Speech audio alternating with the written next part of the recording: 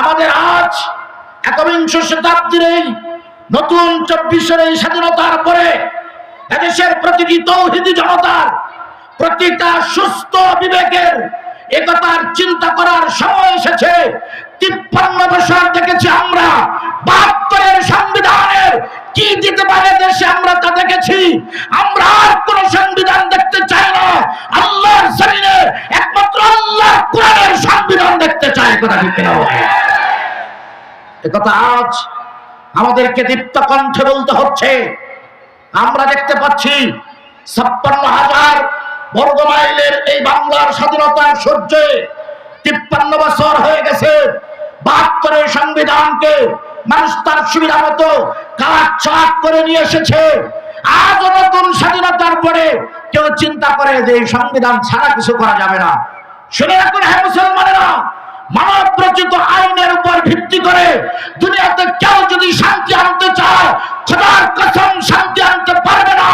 আল্লাহর কোরআনকে সামনে রেখে যদি নতুন সংবিধান তৈরি করা হয়, আল্লাহর কোরআন যে সংবিধান দিয়েছে সেই সংবিধান যদি বাস্তবায়ন করা হয়, তাহলেই মানুষের জান, মানুষের মাল, মানুষের নিরাপত্তা, বৈষম্যহীন সমাজ ব্যবস্থা, বৈষম্যহীন রাষ্ট্র ব্যবস্থা, ইনসাফপূর্ণ বিচার বিভাগ একমাত্র আল্লাহর কোরআনের সংবিধান দিতে পারে। একথা আজ আমাদের বুঝতে বড় দেরি হচ্ছে, বুঝতে বড় কষ্টও হচ্ছে। অনেক মানুষের কথা বড় শ্রুতিমধুর, শুনতে কান বড় মজা লাগে, কিন্তু জেনে রাখুন যে সমস্ত মুসলমানেরা আল্লাহ কোরআনের জন্য কথা না বলবে, আল্লাহ কোরআনের বিচার ব্যবস্থার কথা না বলবে, আল্লাহ কোরআনের সমাজ ব্যবস্থার কথা না বলবে, আল্লাহ কোরআনের রাষ্ট্র ব্যবস্থার কথা না বলবে, তাদের প্রত্যেকের কথায় ফাঁকি রয়েছে, প্রত্যেকের কথার মধ্যে ধোঁকা রয়েছে। আল্লাহ কোরআনের কথায় কোনো ধোঁকা নাই। কথা ঠিক কিনা হবে? আমরা কি 53 বছর পরে আবার ধোঁকায় পড়তে চাই? আরো ধোঁকা খাইতে চান? আরো যন্ত্রণা পাইতে চান? আরো নিজেদের সন্তানগুলোকে স্বাধীনতার নিরাপত্তার জন্য আরো জবাই করতে চান? তাহলে আসুন, আমাদের এখন সময় এসেছে সিদ্ধান্ত নেবার। যে আমরা দেখেছি স্বাধীনতার সূর্যোদয় হওয়ার পরে 72-এ যে সংবিধান তৈরি হয়েছিল, সেই সংবিধানের ভিত্তিতে কত সরকার আলো, কেউ সপরিবারে বিদায় হলো, কেউ ক্যান্টনমেন্টে শহীদ হয়ে গেল, কেউ স্বৈরাচারের তকমা নিয়া সারা জীবনী জেল জীবনের জুজু দিয়া জালেমদের সাথে গোলামি করে গেল। আমরা আর কোন জুজু আর দেখতে চাই না। আমরা এবার দেখতে চাই ইসলামের বাংলাদেশ, এবার দেখতে চাই কোরআনের বাংলাদেশ। আর কিছু দেখার আমাদের সময় নাই। কথা ঠিক কিনা বলে? আল্লাহ পাক বলেছিলেন এই কথা। আমি আপনাদের সামনে সূরা সাফের 8-9 আয়াত কারিমা তেলাওয়াত করেছি। আল্লাহ রাব্বুল আলামিন এই উম্মতকে জাগ্রত করার জন্য, এই উম্মতকে সঠিক পথ দেখানোর জন্য আল্লাহ আসমান থেকে কোরআন নাযিল করেছেন। সুবহানাল্লাহ।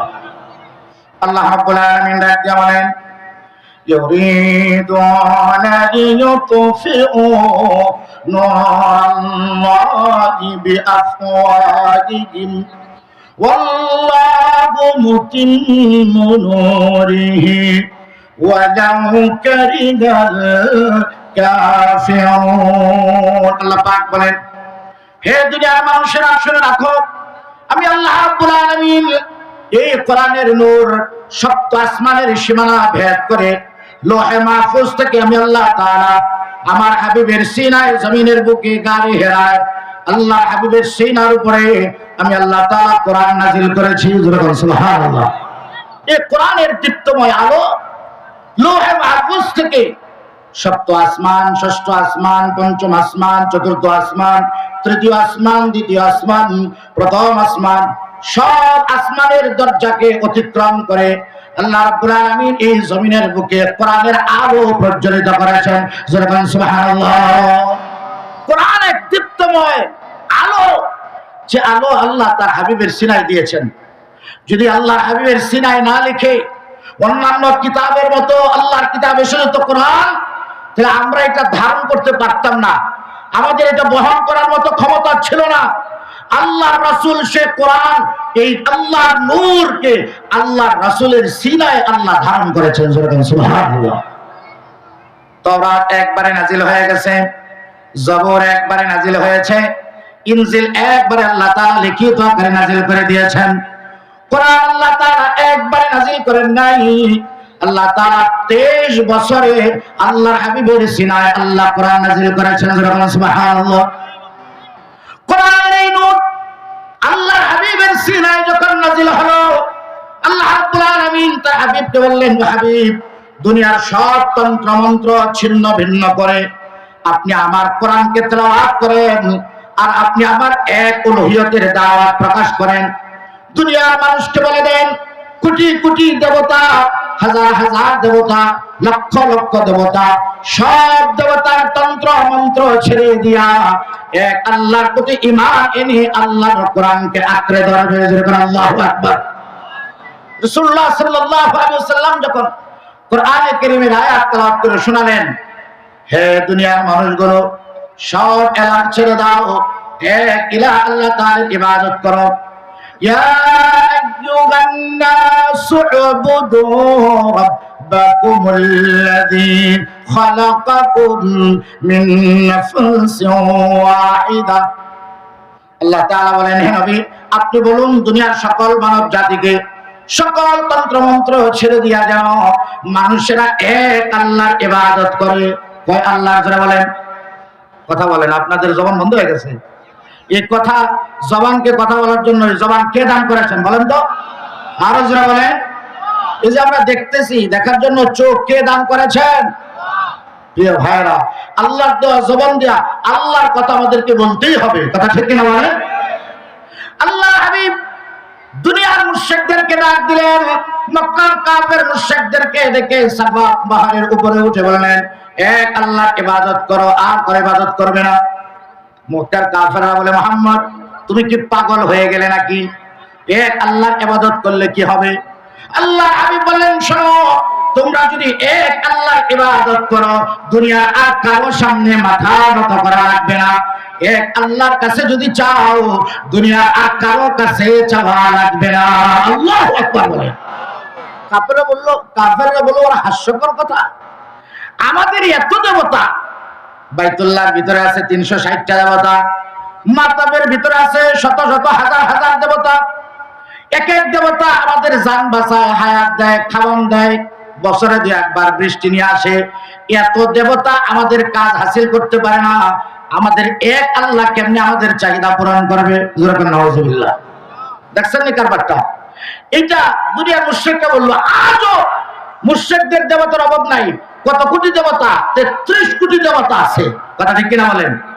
গাছের নিচের তুলসী পাতার থেকে শুরু করে বাড়ির সেই গোয়াল ঘরের গাভীর পেশাব থেকে শুরু করে এমন কোন দেবতা নাই যা মাটি দিয়ে নিজ হাতে বানায়া পূজা করন লাগে না। এই 12 মাসে 13 পূজা, 1-2 খুঁটি খোদা হয়, 33 কোটি দেবতা আজও মানুষ বানায় রাখছে। মক্কার কাফেররা বলল, হে মুহাম্মদ, কি বলছো তুমি? আমাদের এত দেবতা, এরপরেও আমাদের চাহিদা পূরণ হয় না, এক আল্লাহ আমাদের চাহিদা কেমনে পূরণ করবে? নাউজুবিল্লাহ। ভাইরা, এই যে অবস্থা, চাওয়া পাওয়ার অবস্থা, এটা শুধু অমুসলিমদের মাঝে নয়, তথাকথিত ঈমান হারা কিছু মুসলমানদেরও আছে, যারা একেবারে মানুষের ল্যাংটা মানুষের পাপ থেকে শুরু করে মরা মানুষের কবর পর্যন্ত মাথা নত করে চায়। আছে না? আছে না? আছে না? এক এক দেশের পীরের এক অবস্থা। কোন মুসলমান গিয়া কোন পীরের পায়ের মধ্যে সেজদা দেয়? আছে না? মাথা নত করছে। আল্লাহর হাবিব বললেন, শুনে রাখো, এক আল্লাহর সামনে যদি মাথা নত করে সেজদা দাও, দুনিয়ার আর কারো সামনে মাথা নত করা লাগবে না। আর যদি এক আল্লাহর কাছে মাথা নত করে না চাইতে পারো, তাহলে ঘাটে ঘাটে পদে পদে তোমাদেরকে মাথা নত করতে হবে। কথা ঠিক কিনা বলেন? মুসলিমরা করছে, গাভীর পেশাব পান করছে, এরপরে তুলসী পাতার থেকে শুরু করে ওই আকাশের সূর্য পর্যন্ত পূজা করছে 33 কোটি দেবতা। আর তথাকথিত মুসলমানেরা পীরের বাবাকে সেজদা দিচ্ছে। এখানেই থেমে নাই, আর একদল মুসলমান আছে পীরের পায়ে সেজদা দিয়া পীরের বৃদ্ধাঙ্গুল চুষে খায়। আছে না? পীরের বৃদ্ধাঙ্গুলে চুমা দিয়া চুষে চুষে। দেখেন, এক আল্লাহর প্রতি আস্থা না থাকলে কোথা কিছু পীরের দরবারে যায় না, বাবা মেলা কিছু দিতে পারে, এরপরে আরেকদল মুসলমান আছে, তারা শুধু পীরের পা বৃদ্ধাঙ্গুলে চুষে ক্ষান্ত হয় না, পীর 6 মাসে একবার গোসল করে, ওই গোসলের পানি শিশির মধ্যে বোতলে জমা করে সারা বছর পান করে। আছে না? এক এক দেশের এক এক পীরের পা। ওই পীর যদি মারা যায়, মারা যাওয়ার পরে ওই মরা ল্যাংটা পীরকে কবর দিয়া ওই কবরের সামনে গিয়া মাথা নত করে সেজদা করে। আছে না? সোজা কথা, আমাদের উপমহাদেশের হিন্দুরা সব গু মাথা দখল করছে, মা দুর্গা, মা কালী, শত কিছু। আর আমাদের দেশের তথাকথিত মুসলমানেরা তারা দখল করছে সব বাবা, খাজা বাবা, ল্যাংটা বাবা, ফির বাবা, কেল্লা বাবা, কত বাবা দখল করেছে, কথা ঠিক না বলে। অথচ আল্লাহ তাআলা তার হাবিবকে বলেছিলেন, ও হাবিব আপনি মানুষদেরকে বলুন, ইয়া আইয়ুহান নাস, হে দুনিয়ার মানুষেরা বলো এই কথা, কুলু লা ইলাহা ইল্লাল্লাহ তুফলিহুন, এক আল্লাহর ইবাদত করবে, এক আল্লাহর গোলামি করবে। দুনিয়ার কোন মানুষের সামনে, কোন মাখলুকের সামনে, কোন জালেমের সামনে মাথা নত করা লাগবে না। আল্লাহ সুবহানাহু ওয়া তাআলা, আল্লাহর সামনে যার মাথা নত হয়, আল্লাহর কুদরতি পায়ে যার সিজদা হয়, আল্লাহ সুবহানাহু ওয়া তাআলা স্বয়ং আল্লাহর পক্ষ থেকে সাহায্য দিয়া তাকে পরিবেষ্টিত করে রাখে। সুবহানাল্লাহ।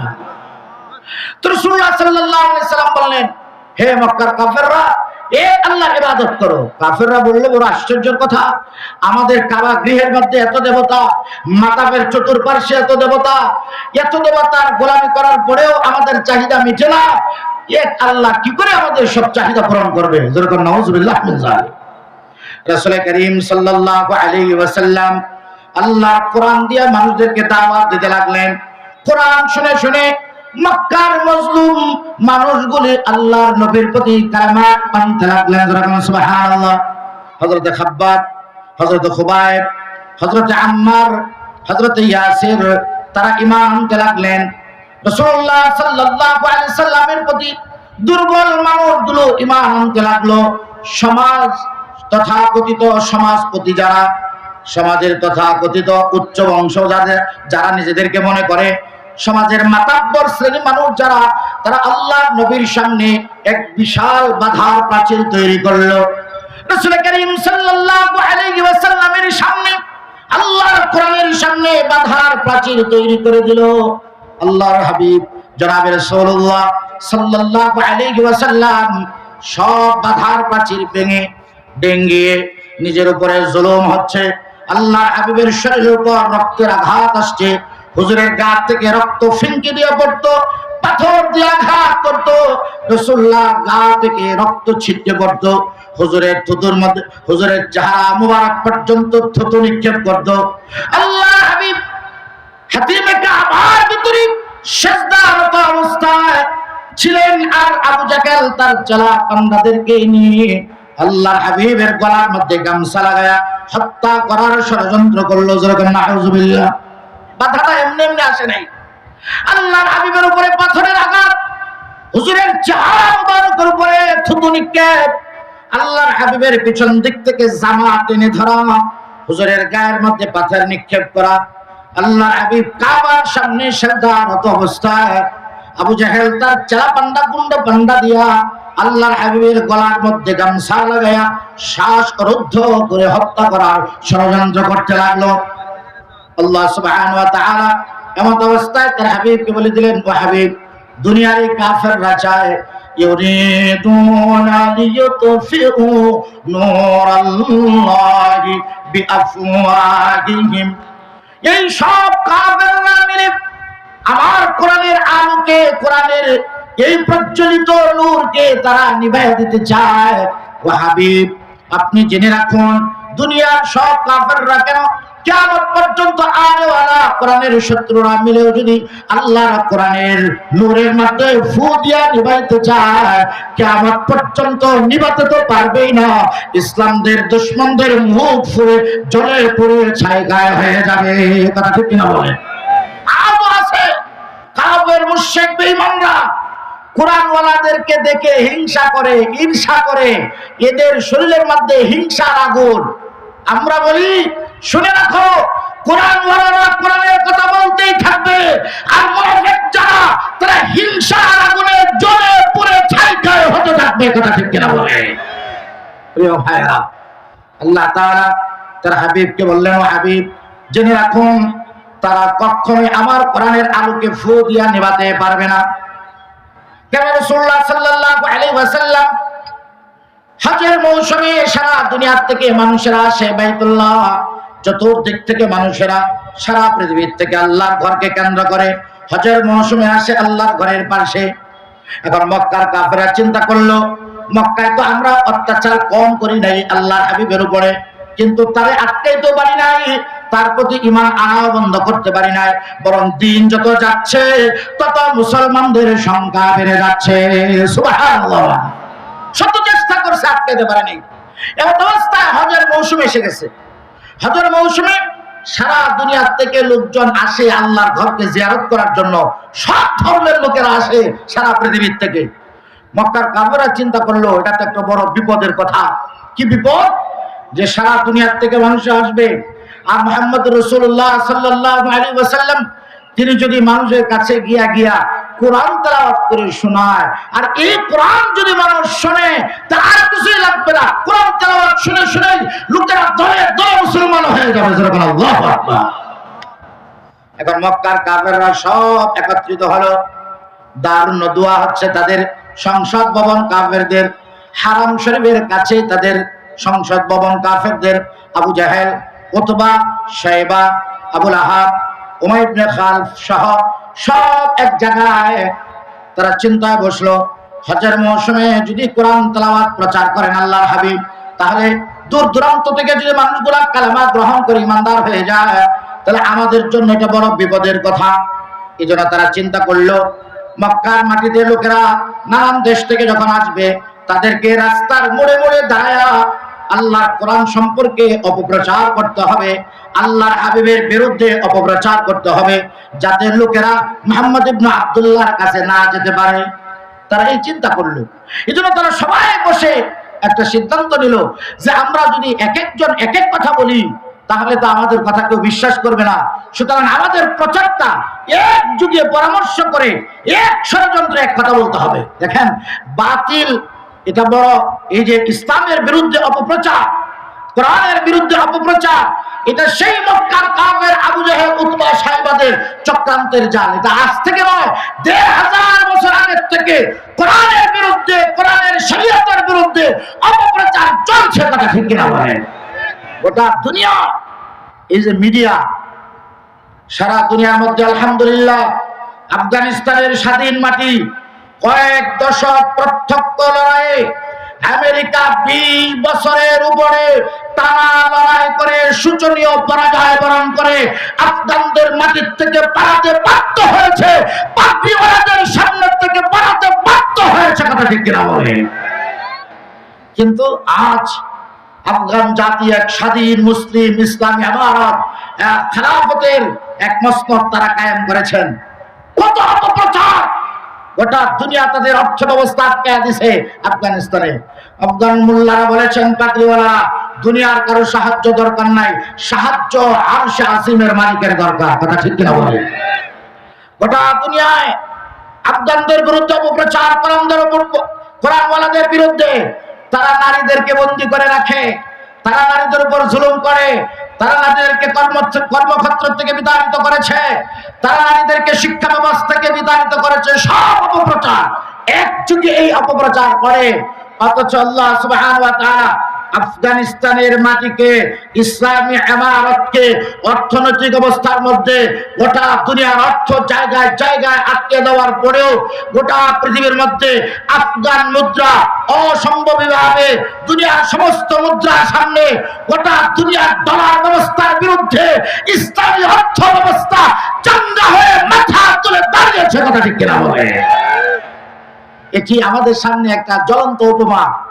আর অপপ্রচারের কথা বলছিলাম, আফগান ইসলামী আমারতের বিরুদ্ধে গোটা মিডিয়া জগৎ, গোটা প্রচার মাধ্যম, গোটা প্রিন্ট মিডিয়া, ইলেকট্রনিক মিডিয়া সহ গোটা দুনিয়ার ইহুদি খ্রিস্টানরা অপপ্রচার করছে।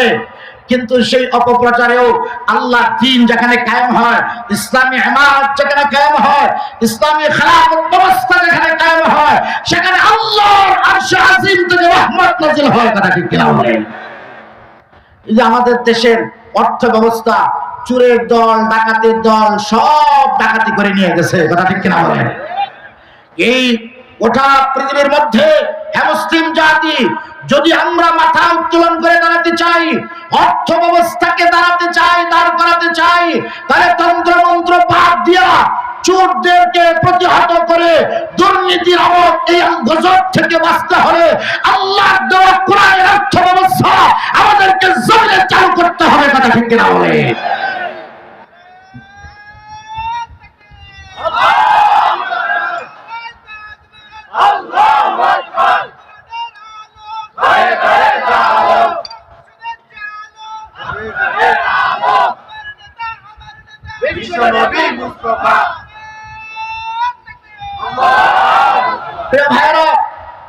আমরা যদি বুঝতে দেরি করি আর মিষ্টি মিষ্টি কথা শুধু খুলাস পালট করে পরিবর্তন করি, তাহলে খুলাস পরিবর্তন হবে, মুসলমানদের ভাগ্য কখনো পরিবর্তন হবে না। কথা ঠিক কিনা বলে?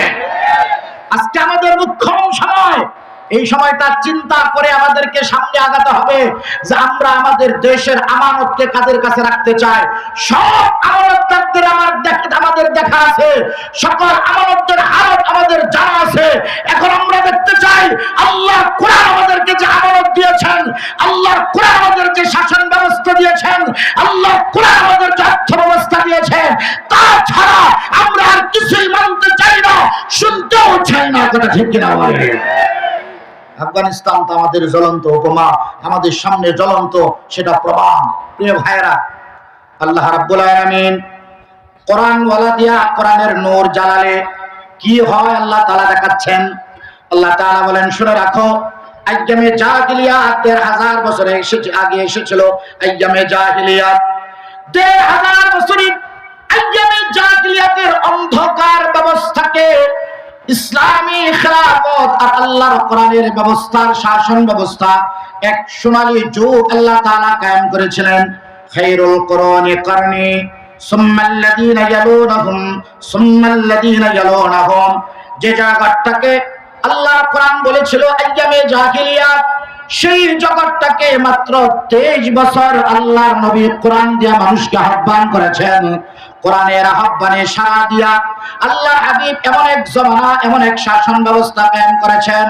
খোদ বিশ্বনবী সরওয়ারে দু আলম বলেছেন, আল্লাহ সুবহানাহু ওয়া তাআলা আমাকে এই উম্মতের মধ্যে আমার জমানা, আমার পরের জমানা, তারপরের জমানা, ইসলামের এই ধারাবাহিক জমানাকে আল্লাহ তাআলা সর্বশ্রেষ্ঠ জমানা হিসেবে সাব্যস্ত করেছেন। সুবহানাল্লাহ। ১৫০০ বছর আগে যে আইয়ামে জাহিলিয়াত ছিল, কোরআনের আলো সেই আইয়ামে জাহিলিয়াতের মিনাজ যুলুমাতি ইলান নূর, পুরা জাতিকে অন্ধকার থেকে টেনে এক আলোকময় জান্নাতি কাফেলা তৈরি করেছিলেন মুহাম্মদুর রাসূলুল্লাহ সাল্লাল্লাহু আলাইহি ওয়াসাল্লাম। প্রিয় ভাইরা, কোরআনের ব্যবস্থা হলে কি হবে? কোরআনের ব্যবস্থা ১ নাম্বার হলে মানুষের জান মাল ইজ্জতের নিরাপত্তা দান করবে। আল্লাহু আকবার বলেন। আল্লাহ তাআলা বলেন, দেখো না, এই সমাজের মধ্যে একটা আদর্শ রাষ্ট্র ব্যবস্থা গড়ে তোলার জন্য সবচাইতে বড় বাধা কি, সবচাইতে বড় প্রতিবন্ধকতা কি? জেনে রাখুন, এই সমাজের মধ্যে একটা আদর্শ রাষ্ট্র ব্যবস্থা, সমাজ ব্যবস্থা গড়ে তোলার জন্য সবচাইতে বড় অন্ধকারের নাম হচ্ছে দুর্নীতির অন্ধকার। কথা বুঝেননি আপনারা? একটা রাষ্ট্র ব্যবস্থা যদি আল্লাহর দিন কায়েম না হয়, যদি দুর্নীতি মুক্ত হয় একটা রাষ্ট্র, তাহলে এই রাষ্ট্রটা জমিনের বুকে সবচাইতে সুখী এবং সম্পদশালী এক রাষ্ট্রে পরিণত করে দেন আল্লাহ তাআলা। আল্লাহু আকবার বলেন। দুর্নীতি এমন এক গজব, এই গজব যদি চলে আসে তাহলে ইসলামী খেলাফত ভেঙে টুকরো টুকরো হয়ে যায়, ইসলামী আমানত বিনষ্ট হয়ে যায়। কারণ যেখানে দুর্নীতি থাকে সেখানে ইসলাম থাকে না, যেখানে ইসলাম থাকে, আল্লাহর দ্বীন থাকে, সেখানে দুর্নীতি থাকতে পারে না। কথা ঠিক কিনা বলে? প্রিয় ভাইরা, দুর্নীতির কথা কেন বললাম? দুর্নীতি কে দমন করে? আল্লাহ পাক বলছেন, শুনে রাখো, দুর্নীতি হচ্ছে এমন একটা অন্ধকার, এই অন্ধকার সূর্যের আলো দূর করতে পারে না, এই অন্ধকার একমাত্র কোরআনের আলো দূর করতে পারে। কথা ঠিক কিনা বলেন? দুনিয়ার সামনে যে সমস্ত রাষ্ট্রগুলো উঠছে, মুসলিম রাষ্ট্র না, কুফরে ভরা। যেমন জাপান, কতবার সুনামি হলো, ভেঙে টুকরা টুকরা হয়ে গেল রাষ্ট্র ব্যবস্থা, কিন্তু দুর্নীতি কমিয়ে দেওয়ার কারণে ফনফন হরহর করে তাদের অর্থ ব্যবস্থা উপরে উঠে গেছে। এই যে মালয়েশিয়া, কুয়ালালামপুর, কত বছর আগের কথা, 40-50 বছর আগে কমলাপুরের বস্তির মতো ছিল কুয়ালালামপুর। আর ডাক্তার মাহাথিরের নেতৃত্বে শুধু দুর্নীতি কমে গেছে, বিশ্বের আন্তর্জাতিক অবস্থায় বিশ্ব বাণিজ্যিক কেন্দ্রস্থলে পরিণত হয়েছে। বাংলাদেশ আল্লাহ তাআলা যে আল্লাহর প্রদত্ত, আল্লাহ অর্থের যে খাজানা দান করেছেন, যে খনিজ পদার্থ, যে সম্পদ দান করেছেন, যে উর্বর মাটি ভূমি দান করেছেন, যে আবহাওয়া, সুন্দর আবহাওয়া দান করেছেন, যে খাল বিল নদী নালা দিয়া আমাদের দেশকে সাজিয়েছেন, দুর্নীতির নামক গজব থেকে যদি আমরা এই সমাজকে মুক্ত করতে পারি, তা আমাদের দেশ হবে দুনিয়ার মধ্যে 1 নম্বর অর্থ ব্যবস্থার দেশ। কথা ঠিক কিনা বলেন? দুর্নীতি কেমনে বন্ধ হয়? সুর কেমনে বন্ধ হয়? আল্লাহ তাআলা বলেন, শুনে রাখো, মানুষের এই জুলুম থেকে, অন্ধকার থেকে বের করে আনতে পারে একমাত্র আল্লাহর কোরআনের নূরই বের করে আনতে পারে। জেনে রাখুন, এই যে সমাজের মধ্যে এই যে হাজার হাজার কোটি টাকা চুরি হয়েছে, কে চুরি করেছে বলেন তো? রিকশাওয়ালারা, গার্মেন্টসের শ্রমিকরা। কে চুরি করেছে?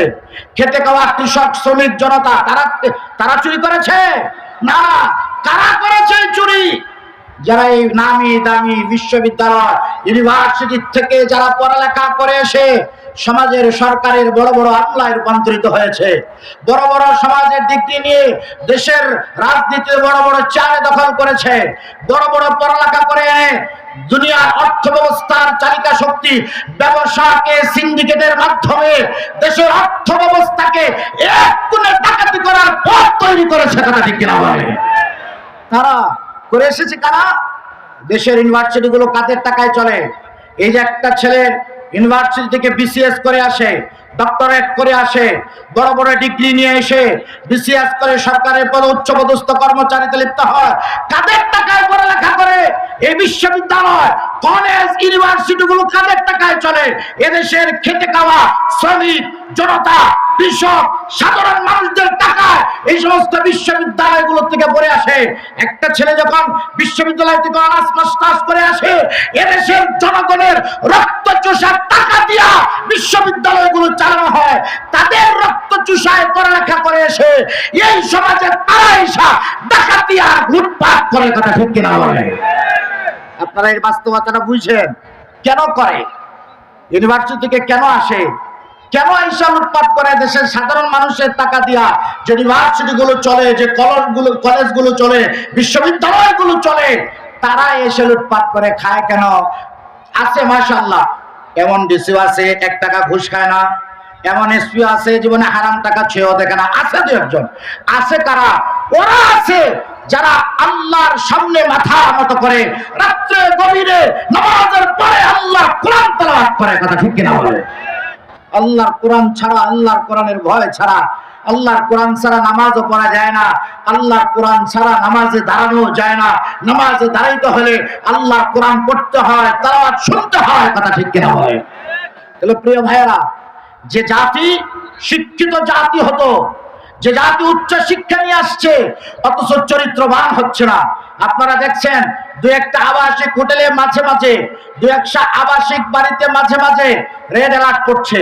এদেশের যৌথ বাহিনী, আর্মি, বিডিআর মিলে যখন যৌথ বাহিনী কোনো হোটেলে দিয়ে দিচ্ছে, 1-2 জন নয়, 20-30 জন, 40-50 জন সহ বিভিন্ন বিশ্ববিদ্যালয়ে পড়ুয়া নারীরা, পুরুষেরা ধরা পড়ছে, কুলাটা নারী দেহ ব্যবসা করছে, অন্যের বিছানা গরম করছে। কথা ঠিক কিনা বলে?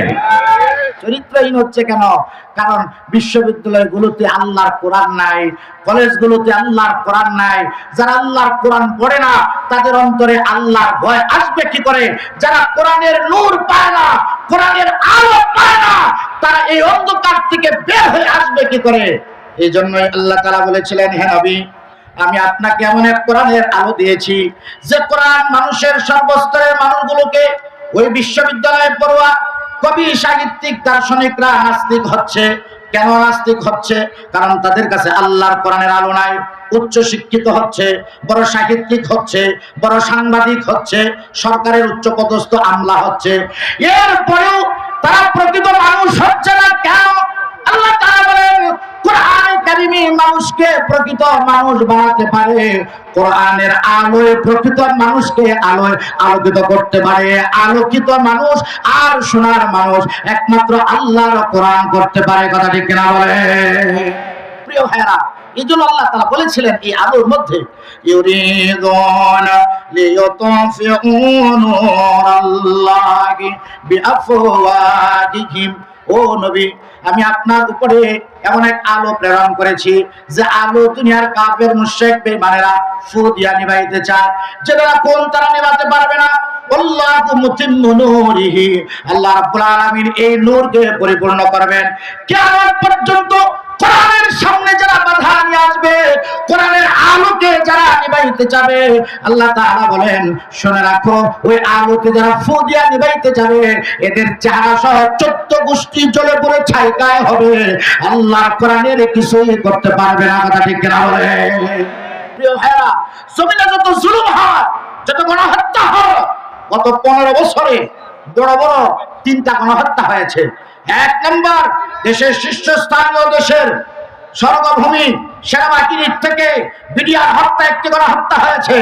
এরপর ইসলামী তৌহিদি জনতা ইমানের দাবিতে শাপলা চত্বরে গিয়েছিল, রাতের অন্ধকারে তার চত্বর কোরআন তেলাওয়াতের উপরে গণহত্যা হয়েছে। এরপর বিগত 5 আগস্টে কচি কচি কিশোর তরুণদের উপরে যে গণহত্যা চালানো হয়েছে, এই সব গণহত্যার রক্তের বিনিময়ে হক আদায় তখনই হবে, সেই হক তখনই আদায় হবে যখন 56,000 বর্গ মাইলের মধ্যে শাহজালাল, ইয়ামিনী, শাহপরানদের দেশে, এই আল্লাহদের দেশের মধ্যে যখন আল্লাহ কোরআনের আইন চালু হবে, মানুষ তার রক্তের ইনসাফ পাবে, তার ইনসাফ খুঁজে পাবে। কথা ঠিক কিনা বলে? প্রিয় ভাইরা, আল্লাহ তাআলা আরেক আয়াত কারিমা, শেষ আয়াত কারিমার তরজমা করছি। আল্লাহ পাক বলেন হুয়াল্লাযী আরসালা রাসূলাহু বিল হুদা ওয়া দীনিল হক লিইয়ুযহিরাহু আলাদ দীনি কুল্লি।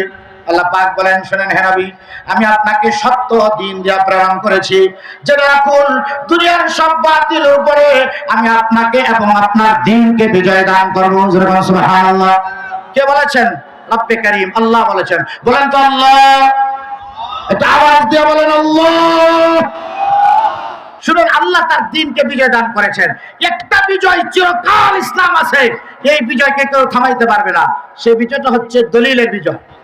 শুনে রাখুন, আল্লাহর কোরআন আকলান এবং নকলান, যুক্তিগত দলিল এবং কোরআন কারীমের আয়াতের দলিল। কিয়ামত পর্যন্ত আল্লাহর কোরআন যুক্তিগতভাবে, দলিলগতভাবে, তথ্য প্রমাণের ভিত্তিতে আল্লাহর কোরআনকে পরাজিত কিয়ামত পর্যন্ত কেউ করতে পারবে না। কথা ঠিক কিনা বলে? কোরআনের এক বিজয় চিরস্থায়ী, সেই বিজয় হচ্ছে দলিল ভিত্তিক বিজয়, তথ্য ভিত্তিক বিজয়, আকলান ও নকলান। দলিল ও যুক্তিভিত্তিক দলিলের দ্বারাতে আল্লাহ তার কোরআনকে চূড়ান্ত বিজয় করেছেন। দলিল দিয়ে, যুক্তি দিয়ে আল্লাহ কোরআনকে পরাজিত করার মতো শক্তি কারণ নাই। কথা ঠিক কিনা বলে? আরেকটা বিজয় আল্লাহ তাআলা দিয়েছেন এই উম্মতের মানসার উপরে।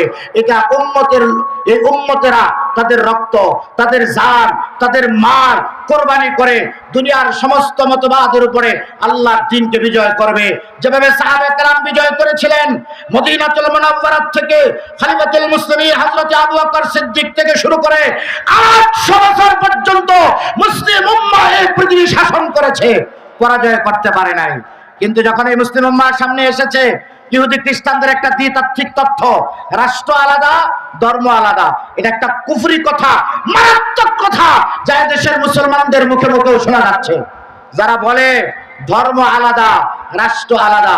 এই তথ্য যখন মুসলমানদের জবানে এসে উপস্থিত হয়েছে, মুসলমানদের সামনে যখন এই তথ্য দিয়ে বিভ্রান্ত হয়েছে, তখন মুসলিম উম্মাহ তাদের দ্বীনও হারিয়েছে, তাদের বিজয়ও হারিয়েছে, তাদের ক্ষমতাও হারিয়েছে। জেনে রাখুন, আসহাবে কেরাম যেভাবে তাদের জান মাল কুরবান করে আল্লাহর দ্বীনকে বিজয় এনেছিলেন, আজও ইসলামের জন্য যদি শাহাদাতের রক্ত দিতে হয়, জান মাল কুরবান দিতে হয়, কারা কারা তৈরি আছে আল্লাহর হাত তুলে দেখায়। আয় আল্লাহ, আপনি আমাদের জান মালকে আপনার দ্বীনের বিজয়ের জন্য কবুল করেন। জোরে বলেন আমিন। যেখানে মুসলিম জনপদ আছে সেখানে আল্লাহর কোরআনের আইনই চলবে, কথা ঠিক কিনা বলে। আল্লাহ আমাদের তৌফিক দেন। নাসরুম মিনাল্লাহি ওয়া ফাতহুন করিব ওয়া আখিরু দাওয়ানা আনিল হামদুলিল্লাহি রাব্বিল আলামিন।